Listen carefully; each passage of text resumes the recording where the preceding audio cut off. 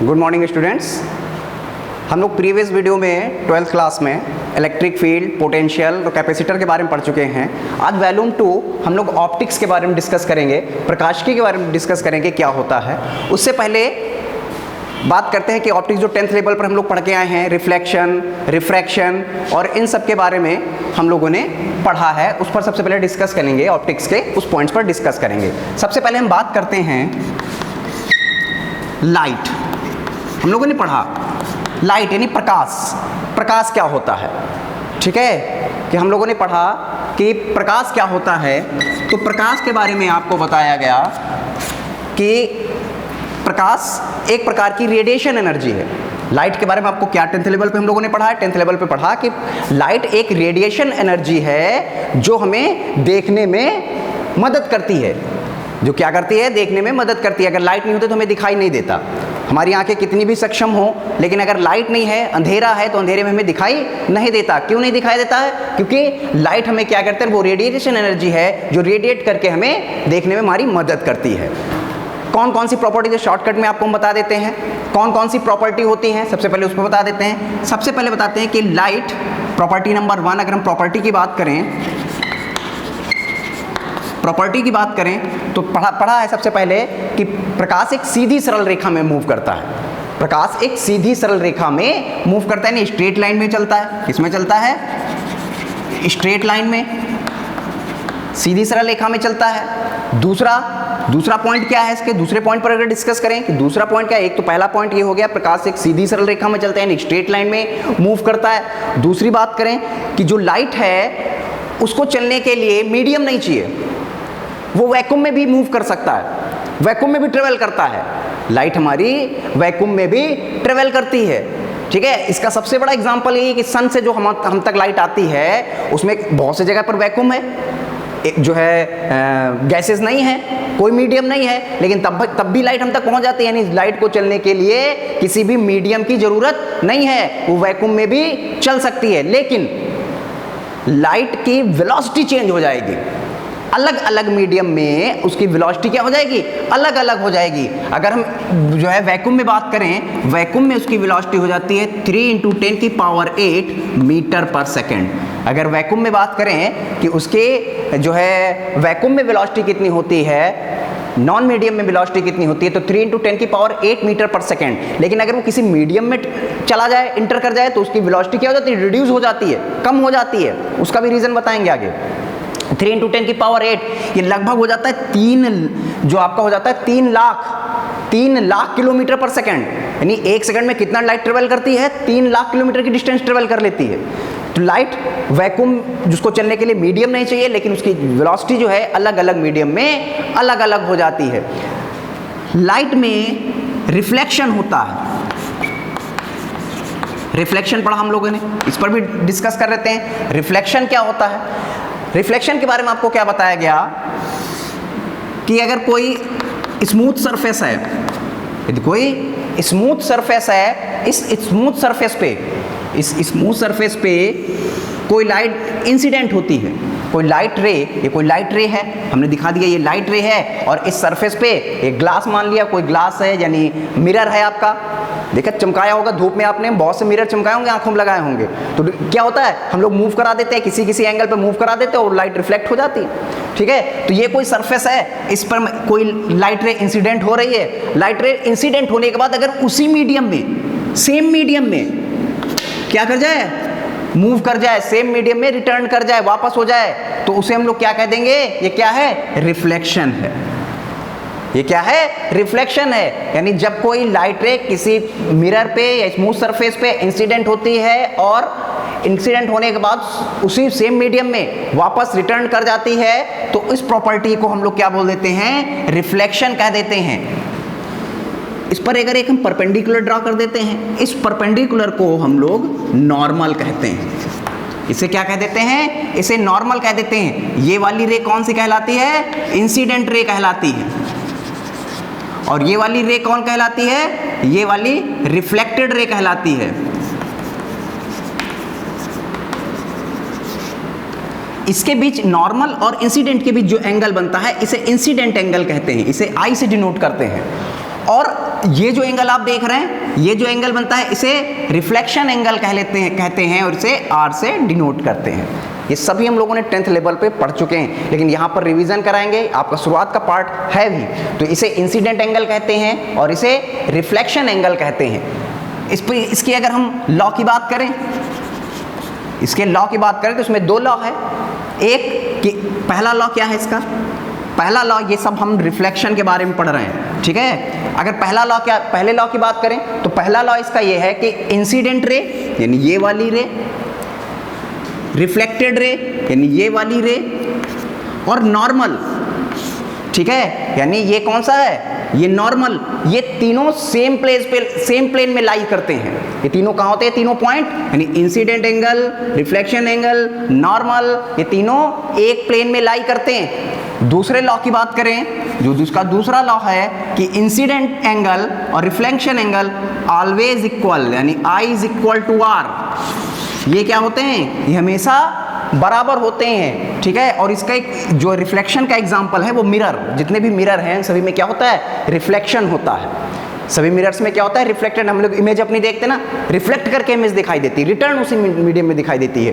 तो ये क्या कहलाते हैं, ये हमें रिफ्लेक्शन कहलाते हैं। ये एक प्रॉपर्टी हो गई, यानी पहली प्रॉपर्टी कि वो एक स्ट्रेट लाइन में चलता है, दूसरी उसको चलने के लिए मीडियम नहीं चाहिए, वो वैक्यूम में भी चल सकता है लेकिन वेलोसिटी अलग अलग मीडियम में अलग अलग हो जाती है। फिर रिफ्लेक्शन, उसमें क्या होता है, लाइट में रिफ्लेक्शन होता है, रिफ्लेक्शन के बारे में बता दिया। अब हम बात करें रिफ्रैक्शन की, रिफ्रैक्शन की बात करें, जिसे हम लोग अपवर्तन कहते हैं। अपवर्तन की अगर हम बात करते हैं,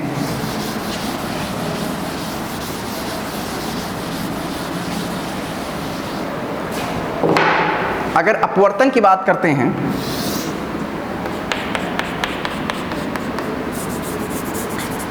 ये एक कोई जो है इधर का एरिया हम डेंसर मान लेते हैं, यानी ग्लास है, यानी ये डेंसर एरिया है, ठीक है। और इधर रेयरर, दो अलग अलग मीडियम है, इधर रेयरर मीडियम, इधर डेंसर, यानी ग्लास। ये हम मान लेते हैं ये सरफेस है जो दो मीडियम्स को अलग अलग करता है। ये वो सरफेस है जो दो मीडियम्स को क्या करता है, ब्रेक करता है। इधर का रेयरर है, उधर का डेंसर, यानी ये ग्लास है।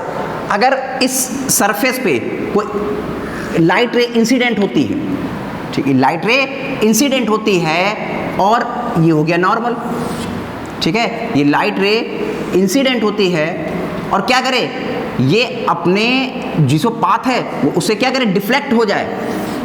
इसे कैसे जाना चाहिए था, इसे सीधे ऐसे जाना चाहिए था, लेकिन ये सीधे नहीं जा रही है। ये सीधे ना जाकर आपने देखा ये बेंड हो गई, ठीक है, किधर की ओर, नॉर्मल की ओर। ये नॉर्मल की ओर बेंड हो जाती है। या अगर हम ये कह दें ये कहाँ से कहाँ आई थी, ये आई थी आपकी रेयरर से डेंसर में आई। अगर रेयरर से डेंसर में आ जाती है तो नॉर्मल की ओर बेंड हो जाती है। और अगर हम उल्टा कर दें, अगर इधर हम डेंसर मान लें, इधर डेंसर और इधर रेयरर कर दें, ये लाइट रे आ रही है तो ये away from the normal, normal से दूर हट जाए। अगर रेयरर से डेंसर में जाती है तो नॉर्मल की ओर बेंड हो जाती है, और अगर डेंसर से रेयरर में जाए तो away from the normal, normal से हट जाती है। कुल मिला के हम कहें कि अपने मार्ग से, अपने पाथ से वो क्या हो जाए, डिफ्लेक्ट हो जाए, अपने मार्ग से डिफ्लेक्ट हो जाए। तो इस प्रॉपर्टी को, लाइट की इस प्रॉपर्टी को हम लोग रिफ्लेक्शन कह देते हैं। इस प्रॉपर्टी को हम लोग क्या कह देते हैं, रिफ्लेक्शन कह देते हैं। जब कोई लाइट रे किसी एक मीडियम से दूसरे मीडियम में एंटर करती है, एक मीडियम से दूसरे मीडियम में एंटर करती है और अपने पाथ से, अपने मार्ग से डिफ्लेक्ट हो जाती है, विचलित हो जाती है, तो इस प्रॉपर्टी को, लाइट की इस प्रॉपर्टी को हम लोग रिफ्रैक्शन कहते हैं। इसे क्या कह देते हैं, रिफ्रैक्शन कह देते हैं। इसके भी दो लॉ होते हैं। पहला लॉ ये है कि पहला लॉ और रिफ्लेक्शन और रिफ्रैक्शन का सेम है कि इंसिडेंट एंगल, इंसिडेंट रे, और इस रे को हम लोग कहते हैं रिफ्रैक्शन, रिफ्रैक्शन रे कहते हैं। इसे रिफ्रैक्शन रे और नॉर्मल तीनों सेम फेज में लाई करते हैं, सेम प्लेन में लाई करते हैं। और जो दूसरा लॉ है कि ये एंगल आपका इंसिडेंट एंगल कहलाता है और दूसरा रिफ्रैक्शन एंगल कहलाता है, रिफ्रैक्शन एंगल R। तो इनका जो रेशियो है, यानी sine I upon sine R बराबर कांस्टेंट। दूसरा लॉ क्या कहलाता है कि sine I upon sine R क्या होगा, कांस्टेंट होगा। इस कांस्टेंट को हम लोग लिखते हैं n, जहां n क्या है, जहां n रिफ्रैक्टिव इंडेक्स है,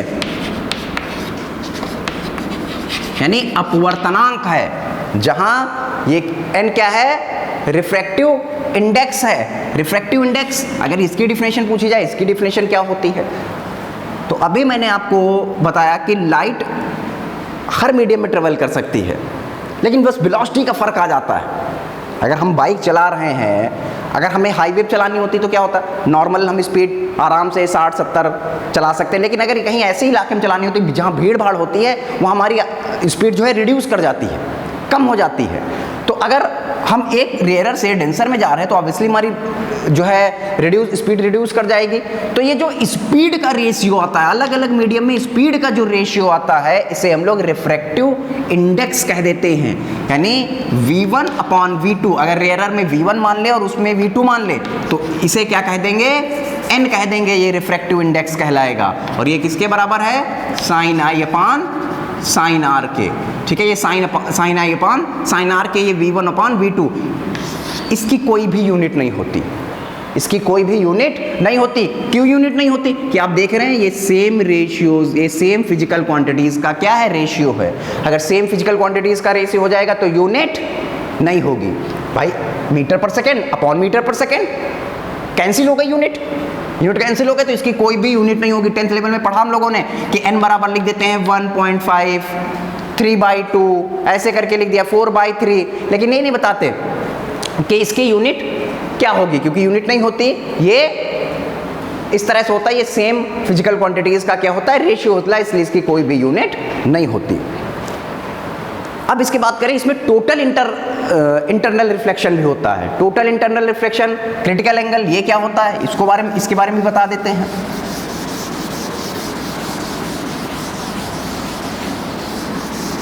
लाइट में क्रिटिकल एंगल 10th में पढ़ा हम लोगों ने, क्रिटिकल एंगल, क्रांतिक कोण। अगर क्रांतिक कोण की बात करें, ये तब होता है जब हम लोग डेंसर से रेयरर में जाते हैं, सघन से विरल में जाते हैं। डेंसर और ये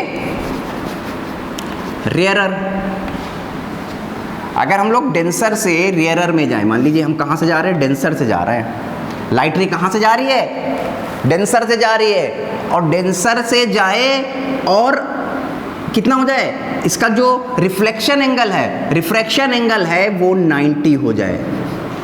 ये कितने एंगल हो जाए, ये 90 हो जाए। यानी ऐसे जा रहे थे और ये जो कितना हो गया, एंगल बन गया रिफ्लेक्शन एंगल आपका 90 हो जाए, तो ये जो एंगल क्रिएट होता है, इस एंगल को हम लोग क्रिटिकल एंगल कह देते हैं। इस एंगल को कौन सा एंगल कह देते हैं, क्रिटिकल एंगल कह देते हैं, क्रांतिक कोण। अब हम लोगों ने पढ़ा कि sine I upon sine R बराबर n2 अपॉन n1। n2 ये कहाँ का है, ये डेंसर का है रिफ्रैक्टिव इंडेक्स, और ये रेयरर का है। ये डेंसर का है और ये रेयरर का है। तो अब हमने क्या लिख दिया, साइन आई और साइन 90। अब ये आई किसके बराबर हो गया, आई इज इक्वल टू सी। जो इंसिडेंट एंगल था, incident angle critical angle convert हो गया, यानी इसकी जगह हम क्या लिख देंगे, C लिख देंगे। इसको आपने क्या कर दिया, 90 कर दिया, और यह आपने लिख दिया n2 अपॉन n1। ठीक है, अब ये क्या हो जाएगा, sine C is equal to, अगर n2 अपॉन n1 लिखना चाहते हो, क्योंकि ये आप कहाँ से जा रहे हैं, डेंसर से रेयरर में जा रहे हैं। डेंसर से रेयरर में जा रहे हैं, तो इसको कैसे लिखेंगे, 1 अपॉन n, क्योंकि हम क्या तो रेयरर से डेंसर के लिए लिख रहे थे, तो 1 अपॉन n हो जाएगा। तो साइन से एक रिलेशन भी हो जाता है, साइन C बराबर 1 अपॉन n, क्योंकि ये कहाँ से कहाँ है, रेयरर से डेंसर के लिए है। और हम लोग जो रिफ्रैक्टिव इंडेक्स लिखते हैं मोस्टली वो रेयरर से डेंसर के लिए लिखते हैं। तो ये क्या हो जाएगा, ये आपका हो जाएगा sine C is equal to 1 upon n। तो एक क्रिटिकल एंगल हो गया। इसमें एक और बता देते हैं, आपको बता देते हैं कि टोटल इंटरनल रिफ्लेक्शन क्या होता है, पूर्ण आंतरिक परावर्तन। देखा उधर रेगिस्तानों में हम लोगों ने कि मिरेज बन जाती है, तालाब पानी भरा हुआ, दूर से लगता है पानी भरा हुआ है। सड़क पर हम लोग जाते हैं तो ऐसा दूर से जब गर्मियों में देखते हैं सड़क पर तो ऐसा लगता है कि पानी पड़ा हुआ है, लेकिन एक्चुअली जब वहाँ पहुँचते हैं तो पानी नहीं होता है।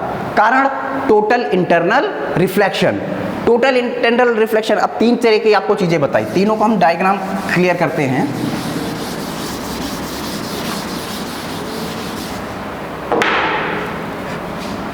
एक तो मैंने आपको बताया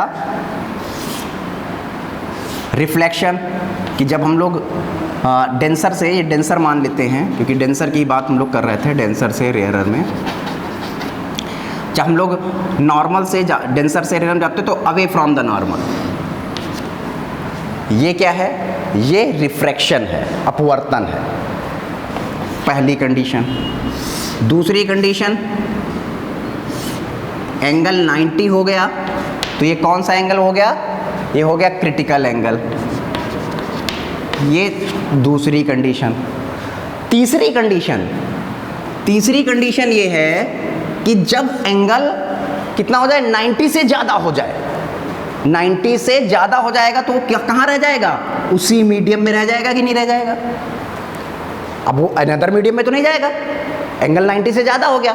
अगर पहले नॉर्मल एक मीडियम से दूसरे मीडियम में चला गया, रिफ्रैक्शन 90 बना दिया क्रिटिकल एंगल, और अगर 90 से ज़्यादा हो गया तो इस प्रॉपर्टी को कहते हैं टोटल इंटरनल रिफ्लेक्शन।